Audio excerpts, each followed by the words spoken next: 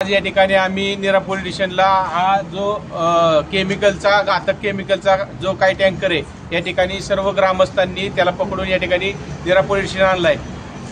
वास्तविक सांगायचं झालं तर मागील 3 वर्षापासून जवळजवळ 200 ते 300 टँकर त्या ठिकाणी आमच्या भागात फॉरेस्ट आहे, तिथं बारामतीचं फॉरेस्ट आहे, पुरंदरचं फॉरेस्ट आहे।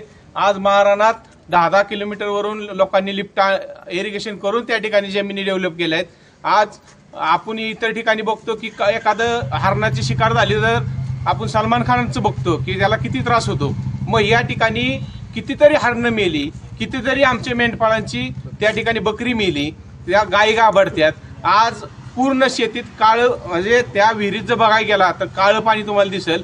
तेथील जवळजवळ 200 ते 300 हेक्टर जमीन हळूहळू पाण्याचा पीएच त्या ठिकाणी वाढायला लागलाय। असले घातक केमिकल जर पॉलिटिकल प्रेशर आणून जर या ठिकाणी शेतकऱ्यांना दाबण्यात येते की तक्रार घेतली जात नाही लवकर, त्या ठिकाणी योग्य कारवाई व्हावी। आम्ही या ठिकाणी शेतकऱ्यांनी वन विभागाच्या पोर्टलला देखील तक्रार केलेली आहे आणि वन विभागाचे अधिकारी येत आहेत। आमची वन विभागाला एवढी विनंती की त्या ठिकाणी कठोर कारवाई व्हावी, यांच्यावर अगदी जीवांची हत्या केल्याचे गुन्हे दाखल व्हावेत, कारण या ठिकाणी हरणांचा देखील बळी जातोय। 2 वर्षात त्यांचं भरपेट म्हणजे काम चालू आहे सोडायचं।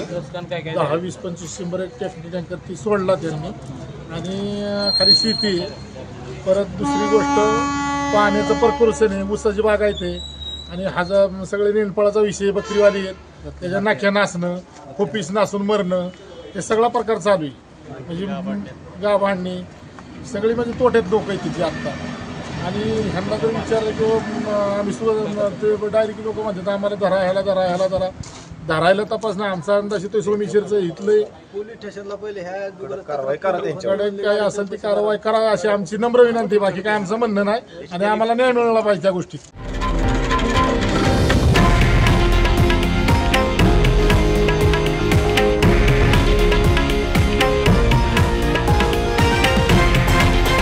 हे आहे देशातील नंबर 1 न्यूज नेटवर्क आणि आपण पाहत आहात TV9 मराठी, एकमेव।